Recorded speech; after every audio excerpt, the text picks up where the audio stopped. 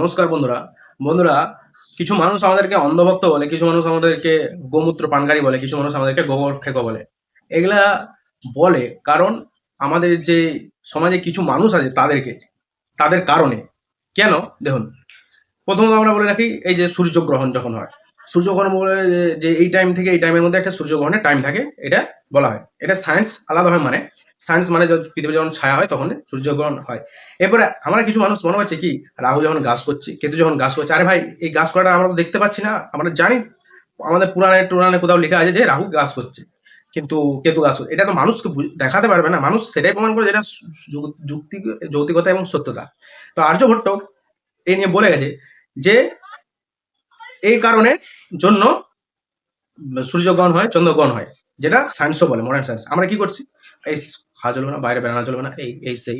হ্যাঁ, একটা কথা ঠিক, তবে এই সূর্যগ্রহণ বা চন্দ্রগ্রহণের সময় না খাই ভালো, কারণ তখন আমাদের রেডিও অ্যাক্টিভ কার্বনগুলো অনেক বেড়ে যায়, অর্থাৎ দূষণের মাত্রা অনেক বেড়ে যায়। সেই সময় এই সময় বাইরে ঘোরাঘুরি বা খাওয়া দাওয়া একটু বন্ধ রাখলে ভালো হয়। এবং যদি তাকে প্রচুর খাবার খেতে মন যায়, মানে অর্থাৎ প্রচুর খিদে পেয়ে যায়, তখন কি খাবে না? অবশ্যই খাবে।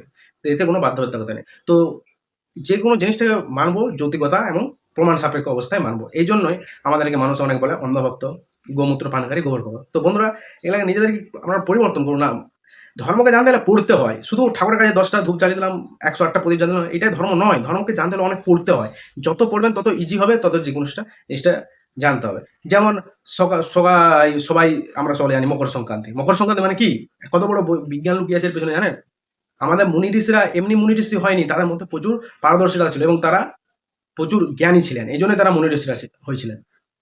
মকর সংক্রান্তির কথা অর্থ হলো, মকর মানে সূর্য যখন মকর রাশিতে যাবে। এটা আমরা যদি আপনার হরস্কোপ মানে বৈদিক জ্যোতিষের দিক থেকে দেখতে যাই, তাহলে সেটা। এবং সংক্রান্তির কথার অর্থ কি? মনসাকে দুধ কলা দিয়ে পূজা দিয়ে, এটাই তো।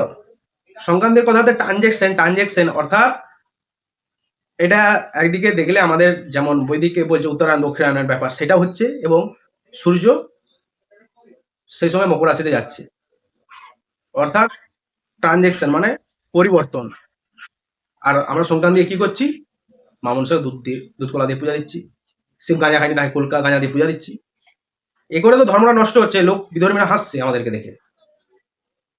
ধর্মকে জানতে গেলে পূজা করতে না, ধর্মকে জানতে গেলে পড়াশোনা করতে হয়। তো বন্ধুরা, যদি ভিডিওটা ভালো লাগে বেশি বেশি করে শেয়ার করবেন। ধন্যবাদ।